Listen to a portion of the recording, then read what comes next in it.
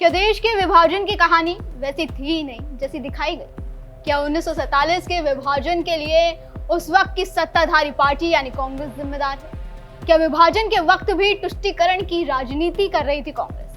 क्या विभाजन के लिए यूं ही जिन्ना और मुस्लिम लीग को दोषी ठहराया जा रहा था? ये बड़े सवाल जाहिर तौर पर देश के हर नागरिक के मन में उठ रहे होंगे। जब से एनसीईआरटी का नया मॉडल जारी हुआ, उसने ये सोचने पर मजबूर कर दिया कि क्या वाकई देश से विभाजन की असली कहानी छिपाई गई? आखिर कौन है विभाजन का असली दोष? भारत की आजादी 15 अगस्त 1947 को मिली थी, लेकिन ये आजादी अपने साथ लाई थी बंटवारे का कभी ना भरने वाला जख्म, जो हर साल देश के लोगों के बीच एक दर्द की लहर लेकर आता है। बंटवारे के दौरान हुई हत्याएं और लूट की घटनाओं ने दोनों तरफ से करोड़ों लोगों को न सिर्फ प्रभावित किया बल्कि उनका जीवन भी हमेशा के लिए बदल दिया। विभाजन की इस विभीषिका को छात्रों तक पहुंचाने के लिए एनसीईआरटी ने 79वें स्वतंत्रता दिवस के मौके पर एक नया मॉड्यूल जारी किया, जिसके मुताबिक बंटवारे की वास्तविकता कुछ और है। इस नए मॉड्यूल का कांग्रेस जमकर विरोध कर रही है, तो सबसे पहले बात करते हैं कि आखिर नए मॉड्यूल में क्या है जिससे कांग्रेस को आपत्ति हो रही है और इस मामले पर आखिर सियासत क्यों गरमा रही है। एनसीईआरटी का ये मॉड्यूल नई पीढ़ी को इतिहास के उस सच से रूबरू कराता है जिसे दशकों तक छिपाने की कोशिश की गई। इस मॉड्यूल ने भारत को बंटवारे के लिए 3 प्रमुख पक्षों मोहम्मद अली जिन्ना, कांग्रेस और लॉर्ड माउंटबेटन को जिम्मेदार ठहराया।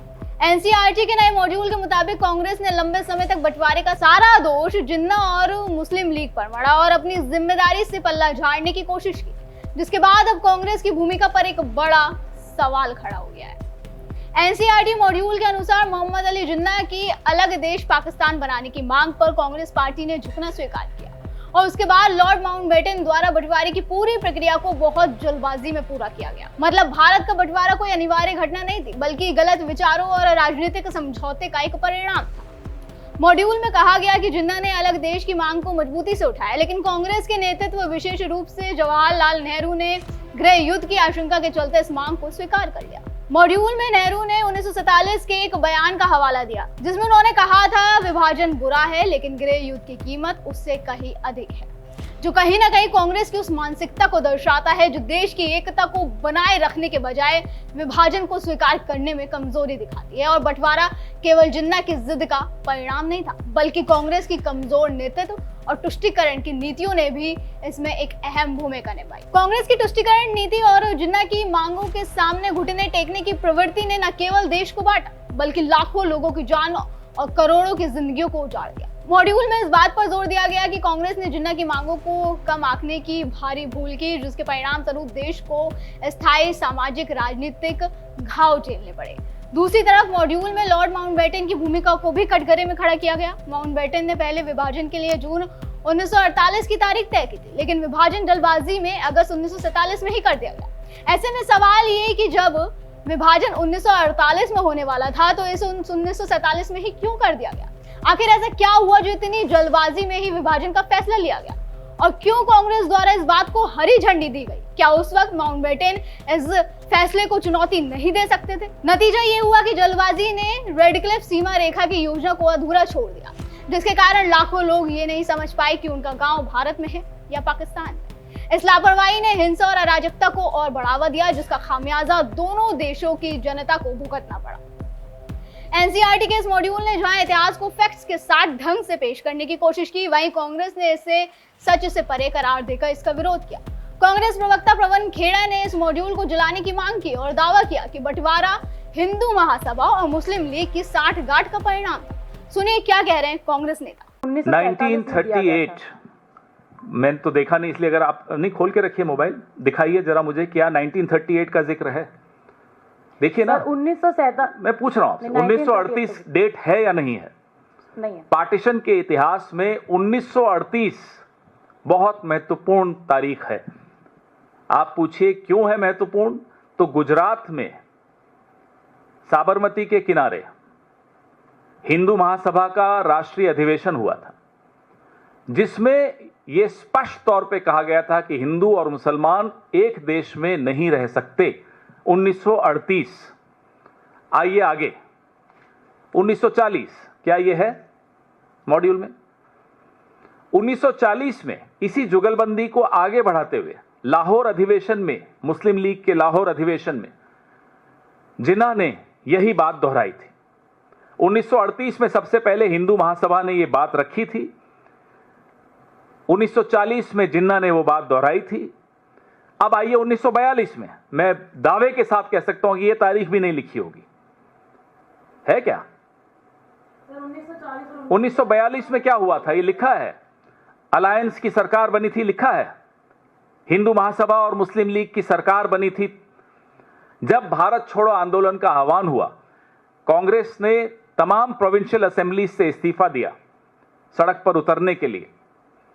उस वक्त हिंदू महासभा और मुस्लिम लीग ने गठजोड़ किया, गठबंधन किया, सरकारें बनाई, एनडब्ल्यूएफपी में, बंगाल में, सिंध में, और सिंध असेंबली में पार्टीशन का प्रस्ताव पारित हुआ। गठबंधन की सरकार थी हिंदू महासभा और मुस्लिम लीग की। लिखा है क्या उस मॉड्यूल में, एनसीईआरटी में?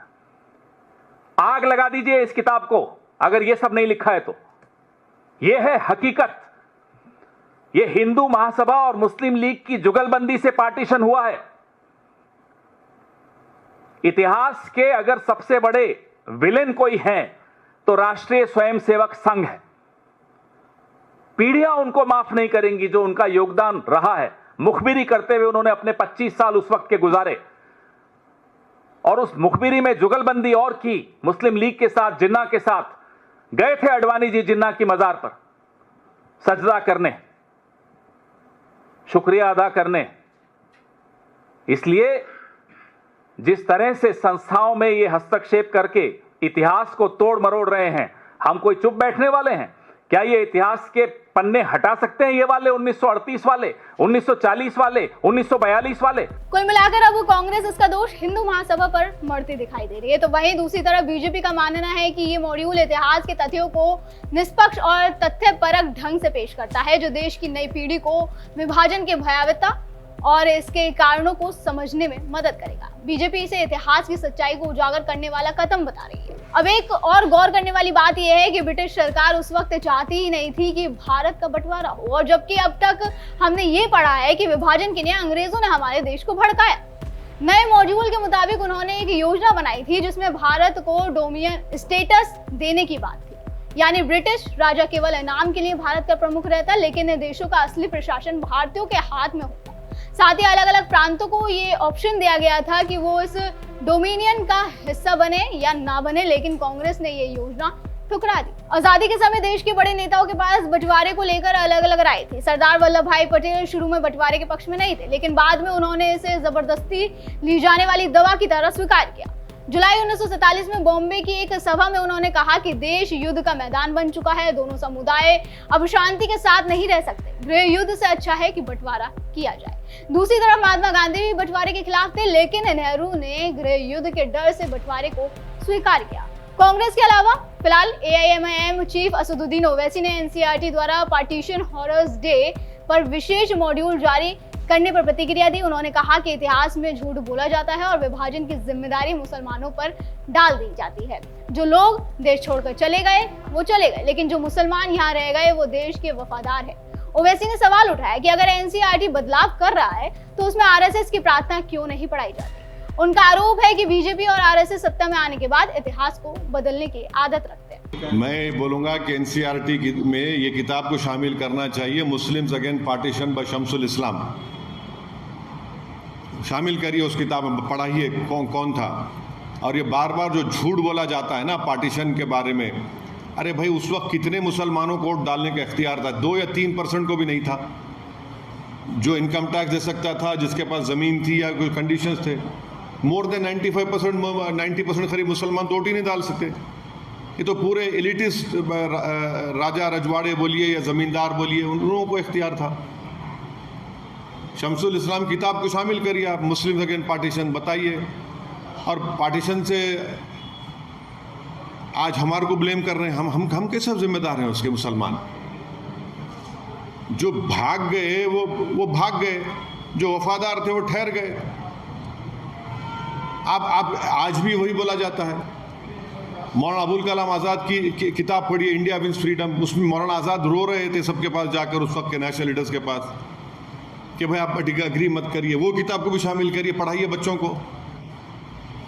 आप तो इन चीज़ों को शामिल ही नहीं करना चाह रहे हैं। आप सेलेक्टिव चीज़ों को पढ़ाएंगे, माने आपके जो आइडियोलॉजिकल हेड हैं उनको आप ऐसा बना देते कि जैसा वो बिल्कुल दूध के धुले हुए हैं। नहीं है, सच्चाई बोल रहा हूँ मैं आपको। आप ये क्यों नहीं पढ़ाते अपनी किताब में जो बना रहे हैं किताब के भैया आपने आरएसएस ने हिस्सा लिया था रूलेट एक्ट के एजुकेशन के खिलाफ? बताइए आप बताइए, उसमें पढ़ाइए ना कि आरएसएस ने हिस्सा लिया था सिविल डिसोबीडियंस में, क्विट इंडिया मूवमेंट्स में, एंटी कॉलोनियल सत्याग्रह में, भी पढ़ाइए ना। क्यों नहीं पढ़ाते आप जब प्रधानमंत्री बोल रहे हैं 100 साल, तो ये भी बताइए। आप प्रधानमंत्री को भी आप एनसीईआरटी के सिलेबस में भी पढ़ाइए कि एक किताब है, किसकी किताब, प्रधानमंत्री बताएं आरएसएस का प्रार्थना क्या है, उनकी शपथ क्या है, डालिए उसके एनसीईआरटी में, दिखाइए क्या क्या है चीज़ें। जानकारी के लिए बता दें कि भारत सरकार ने 14 अगस्त को पार्टीशन हॉरर्स रिमेम्बरेंस डे घोषित किया है। इस दिन का उद्देश्य छात्रों और समाज को ये याद दिलाना है कि भारत पाकिस्तान के बंटवारे ने लाखों लोगों की जिंदगियों पर कितना गहरा असर डाला। एनसीईआरटी द्वारा विभाजन की विभीषिका स्मृति दिवस पर स्पेशल मॉड्यूल कक्षा 6 से 8 के मध्य और माध्यमिक कक्षाओं के लिए तैयार किया गया। इसका मतलब है कि अब मिडिल और सेकेंडरी स्कूलों के बच्चों को पढ़ाई में ये भी सिखाया जाएगा कि आज़ादी के समय 1947 में हुए बंटवारे से लोगों को कितनी मुश्किलें और दुखों का सामना करना पड़ा और हमने उससे क्या सीख ली है। दर्शकों, आपका इस खबर पर क्या कहना है, हमें कमेंट करके जरूर बताएं। फिलहाल आज की वीडियो में बस इतना ही। अगली बार फिर होगी मुलाकात। आप देखते रहें जीएनपी इंडिया, हर खबर भरोसे के साथ।